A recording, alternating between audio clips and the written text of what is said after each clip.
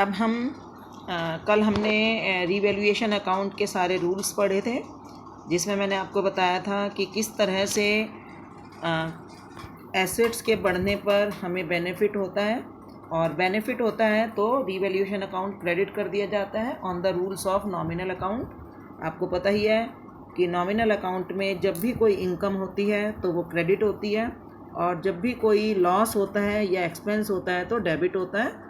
और उन्हीं रूल्स के बेसिस पर मैंने आपको टिप्स के रूप में बताया था कि जब भी कोई एसेट्स इंक्रीज़ होती हैं और लायबिलिटीज़ डिक्रीज़ होती हैं तो दोनों ही सिचुएशन किसी भी फर्म के लिए, किसी भी व्यक्ति के लिए बेनिफिशियल मानी जाती है।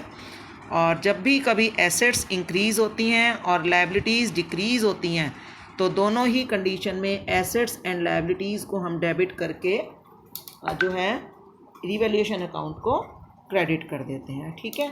और कल ही फिर मैंने आपको दूसरा रूल बताया था कि जब भी एसेट्स की वैल्यू डिक्रीज़ हो जाए या लायबिलिटीज़ हमारी इंक्रीज़ हो जाए किसी भी रीज़न से, तब हमें लॉस होता है, और जब लॉस होता है तो रीवैल्यूएशन अकाउंट डेबिट होता है।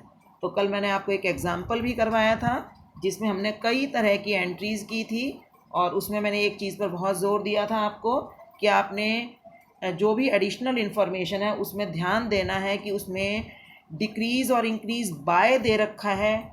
बाय वर्ड का मीनिंग मैंने बताया था कि आपको चेंज दिया हुआ है, आपको जो रिवैल्यूएशन अकाउंट में चेंज लिखना होता है, न्यू वैल्यू नहीं लिखनी होती, लिखना होता है कितना चेंज आया। तो जब एडिशनल इन्फॉर्मेशन में बाय गिवन होता है तो इट मीन्स आपको चेंज दिया हुआ है और वही amount as it is revaluation account में जाता है। लेकिन अगर आपको एडिशनल इन्फॉर्मेशन में वैल्यू इंक्रीज्ड टू लिखी होती है, टू का मतलब होता है कि उन्होंने आपको न्यू वैल्यू दी है। आपको ओल्ड वैल्यू बैलेंस शीट में गिवन है, एडिशनल इन्फॉर्मेशन में उन्होंने न्यू वैल्यू दे दी है, तो आपको चेंज निकालना होगा माइनस करके। न्यू वैल्यू एडिशनल इन्फॉर्मेशन में जो वैल्यू गिवन है उसमें से आपको बैलेंस शीट की वैल्यू माइनस करके पता करना पड़ेगा कि कितना चेंज आया, और उसी चेंज को आपने रीवैल्यूएशन में लिखना है। क्योंकि हमने बहुत ज़्यादा पेपर चेकिंग करते समय ये पाया है कि बच्चे कई बार, बहुत बार एंट्रीज़ तो करेक्ट कर देते हैं लेकिन अमाउंट गलत करते हैं।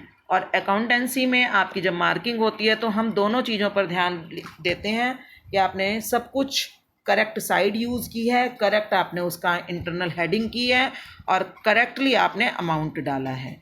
ठीक है। तो इस चीज़ पर मैंने ये थोड़ा सा रिवीजन किया है, तो आप उस चीज़ को ज़रूर फॉलो करेंगे। ठीक है।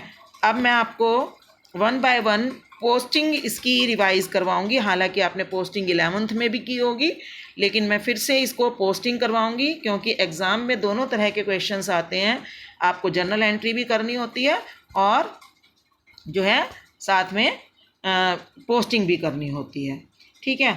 अब देखो ये पोस्टिंग है आपकी, क्वेश्चन वही वाली मैं जो हमने पहले ली हैं जनरल एंट्रीज़, उन्हीं को हम पोस्ट कैसे करेंगे उस चीज़ को आपने यहाँ पर ध्यान देना है। आप देखो जैसे पहली इलस्ट्रेशन है, value of the building increased by ₹30,000। तो देखो एंट्री हो गई है building account debit to revaluation account. ठीक है।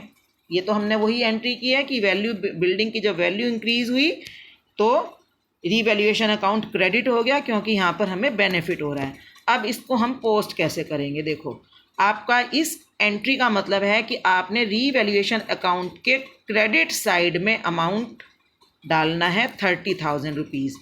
ठीक है। और साथ में आपने लिखना है कि मैंने रीवैल्यूएशन अकाउंट क्यों क्रेडिट साइड यूज़ किया, तो आप वहाँ लिखेंगे बाय बिल्डिंग। इसका मतलब क्या होगा कि आपने रीवैल्यूएशन अकाउंट में को बढ़ाया है due to increase in the value of building. ठीक है। तो देखो ये आ गया, आपकी पोस्टिंग आ गई।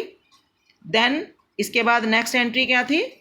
Value of the stock increased to ₹15,000। अब यहाँ पर टू है तो आपने उसमें देखा, हमने पिछली स्लाइड में किया था कि एंट्री में हमने देखा कि डिफरेंस आया ₹3,000 का, चेंज ₹3,000 का आया, तो वो मैंने निकाला और उसमें इंक्रीज़ हुई है।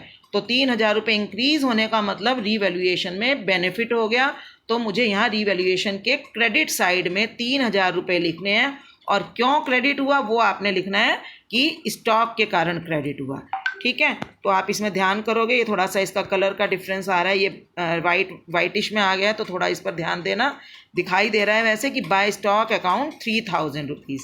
ठीक है, इसके बाद हम दोबारा देखेंगे नेक्स्ट एंट्री क्या है, value of the machine decreased to ₹20,000। अब देखो फिर यहाँ पर टू वर्ड यूज़ हुआ, इसका मतलब आपको न्यू वैल्यू गिवन है और ये डिक्रीज़ हुई है। 20,000 रुपीज़ की मशीनरी की वैल्यू डिक्रीज़ हो गई है, 20,000 रुपीज़ हो गई है नई वैल्यू। तो आपने जब नई वैल्यू में से पुरानी वैल्यू माइनस की तो आपको पता लगा कि 5,000 रुपये का हमें लॉस हुआ। अब लॉस हुआ है तो आपको जैसा मैंने पहले बताया था कि रीवैल्यूएशन अकाउंट डेबिट होगा, मीन्स रीवैल्यूएशन अकाउंट के डेबिट साइड हम 5,000 रुपये डालेंगे और लिखेंगे क्यों हुआ है ये, बिकॉज ऑफ मशीनरी। तो हमने लिख दिया टू मशीनरी अकाउंट। ये आपने 11th में भी किया है कि हम हमेशा अकाउंट रिवर्स, अकाउंट के अंदर जो पर्टिकुलर्स हैं उसमें हम रिवर्स का अकाउंट का नाम डालते हैं, अपोजिट अकाउंट का नाम डाला जाता है। ठीक है, इसके बाद नेक्स्ट एंट्री है the investment was found over valued. ये भी मैंने आपको बताया था, ओवर वैल्यूड बाय का मतलब कि ऑलरेडी इसकी वैल्यू ओवर हो चुकी है, ऑलरेडी ओवर हो चुकी है, इसका मतलब आपको उसको करेक्ट वैल्यू पर लाने के लिए अब माइनस करना है, डिक्रीज करना है, उसकी वैल्यू को डिक्रीज करना है 5,000 रुपये से। तो यहाँ पर क्योंकि बाय वर्ड है तो इसका मतलब 5,000 रुपीज़ आपको वही बता रखा है कि क्या हमारा इसके अंदर लॉस हुआ है हमें 5,000 रुपये का, मतलब उसको हमने पहले ऑलरेडी ओवर वैल्यू कर रखा था, अब हमें उसे 5,000 रुपये से कम करना होगा। तो अगेन वही रीवैल्यूएशन अकाउंट को मैं डेबिट करूंगी और लिख दूंगी उसका opposite account, that is investment account, to investment account, और अमाउंट डाल दिया 5,000 रुपीज़। ठीक है, इसके बाद अब हम नेक्स्ट पर चलेंगे। अब आपको एक बार फिर से ये मैंने रिवीजन हमने इसका किया है। देखो जैसे बिल्डिंग का एंट्री चली गई है क्रेडिट साइड, ये एक बार से फिर से आप रिवीजन देखोगे, मैंने एरोज के थ्रू दिखाया है कि आपने रीवैल्यूएशन अकाउंट का क्रेडिट यूज़ करना है लेकिन लिखना पर्टिकुलर्स में बिल्डिंग है। सेकंड में देखो आपने स्टॉक अकाउंट डेबिट, तो रीवैल्यूएशन का क्रेडिट करना है लेकिन लिखना है अपोजिट में स्टॉक अकाउंट। इसी तरह से थर्ड एंट्री में आपने रीवैल्यूएशन का डेबिट यूज़ करना है लेकिन लिखना है आपने टू मशीनरी अकाउंट। और ऐसे ही देखो ये आपका रीवैल्यूएशन का डेबिट यूज़ करना है लेकिन लिखना है इसमें टू इन्वेस्टमेंट अकाउंट। ठीक है, चलिए आगे हम कंटिन्यू करेंगे नेक्स्ट स्लाइड पर।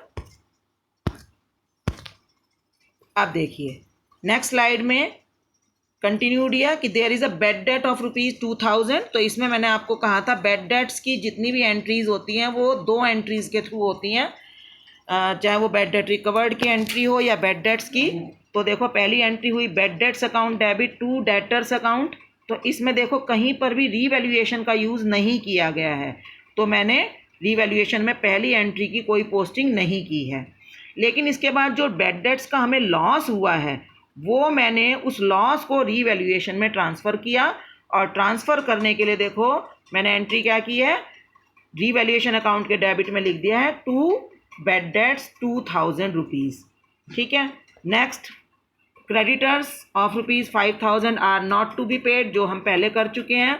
ठीक है, इसमें भी क्योंकि हमें क्रेडिटर्स की पेमेंट नहीं करनी है अब, ठीक है, किसी भी रीज़न से हमें 5,000 रुपये क्रेडिटर्स को पे नहीं करना, तो ये हमें बेनिफिट हुआ है। तो रीवैल्यूएशन अकाउंट के क्रेडिट में हमने 5,000 रुपये डालने हैं, तो हमने क्रेडिटर्स को 5,000 रुपये दे दिए, सॉरी रीवैल्यूएशन में हमने क्रेडिट कर दिया और लिख दिया बाय क्रेडिटर्स अकाउंट। ठीक है, इसके बाद बैड डेट्स रिकवर्ड। अब फिर अगेन बैड डेट्स की ही एंट्री आ गई, तो फिर मैंने बताया था आपको ये टू एंट्रीज के थ्रू करना है। पहले पैसे आ गए यानी cash account debit to bad debts recovered, लेकिन इसमें इस एंट्री में कहीं पर भी रीवैल्यूएशन अकाउंट यूज़ नहीं हुआ, तो मैंने उसकी पोस्टिंग नहीं की। लेकिन इसके बाद जो बैड डेट्स रिकवर्ड का हमें बेनिफिट हुआ है, उस बेनिफिट को, उस गेन को मैंने रीवैल्यूएशन में क्रेडिट करना है। ठीक है, तो मैंने देखो फिर से रीवैल्यूएशन में इसको क्रेडिट किया और एंट्री इधर आ गई by bad debts recovered account, और देखो मैंने इसमें एंट्री का अपोजिट लिखा है by bad debts recovered account. इससे आप समझ सकते हो कि ये मैंने दो बार करके क्यों किया। अगर मैं एक ही एंट्री से इसको करती तो देखो बैड डेट्स रिकवर्ड क्रेडिट से bad debts recovered debit cancel हो जाता और एंट्री बन जाती cash account debit to revaluation account, और cash account debit to revaluation account कभी भी ये नहीं शो करता कि ये हमें किस चीज़ का पैसा मिला है। तो हमें किस चीज़ की वजह से क्रेडिट हुआ है, वो हुआ हमारा बैड डेट्स रिकवरी की वजह से, तो मुझे वो सीधा लिखना पड़ेगा। ठीक है, इसके बाद there is a claim for legal charges, ये भी मैंने आपको उसमें भी करवाया था। अब हम इसकी पोस्टिंग देखेंगे। अब देखो क्लेम हुआ है लीगल चार्जेस का, यानी हमारा खर्चा बढ़ गया, मतलब एक्स्ट्रा हमारा खर्चा हुआ है। तो खर्चा हुआ है तो फिर वही रिवैल्यूएशन अकाउंट को हम डेबिट करेंगे। ठीक है, तो रिवैल्यूएशन अकाउंट देखो डेबिट हो गया और मैंने डेबिट साइड लिख दिया to claim for legal damages. ठीक है, तो इस तरह से जब सारी एंट्रीज हमारी हो जाएंगी तो अब देखो इसमें इंपॉर्टेंट स्टेप आपको क्या करना है, आपको प्रॉफिट या लॉस निकालना है। और वो देखो कैसे निकालना है, जैसे आपने लास्ट ईयर भी किया ही है कि जो भी साइड ज़्यादा है उसका टोटल हमने नीचे लिख दिया। ठीक है, ये इसमें कुछ एंट्री दिख नहीं रही है शायद। टोटल आएगा 40,000 रुपीज़। 30,000 रुपीज़ जो हमारी मशीनरी की वैल्यू बढ़ी थी वो यहाँ पर शायद इसमें लिखने से रह गई है। हाँ, बिल्डिंग की मशीनरी बढ़ी थी 30,000 की। हाँ जी, टोटल हो गया 40,000 रुपीज़। और इधर का जो हमारा क्रेडिट टोटल है वो है हमारा केवल 5 और 2 7 10 17,000। तो हमारा जो इसमें बेनिफिट हुआ है, सॉरी हमें जो प्रॉफिट हुआ है, अब मुझे प्रॉफिट कैलकुलेट करना है। तो मेरा प्रॉफिट आया है 10,000 रुपये टू पार्टनर्स कैपिटल अकाउंट, जो कि मैं दोनों पार्टनर्स में बांट दूंगी 10,000 रुपीज़। इसमें भी शायद कोई एंट्री मिस हो गई है, तो ये देख लेना कि कौन सी एंट्री मिस हुई है।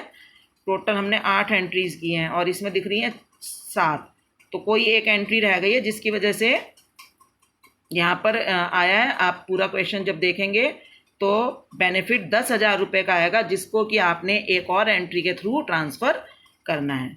ठीक है, तो देखो एक बार से फिर मैंने दिखा दिया ट्रांसफ़र एंट्री। बैड डेट्स की 2,000 रुपये, इसके बाद क्रेडिटर्स की 5,000 रुपये उधर चली गई है क्रेडिट साइड में। इसके बाद बैड डेट रिकवर्ड की क्रेडिट साइड चली गई है।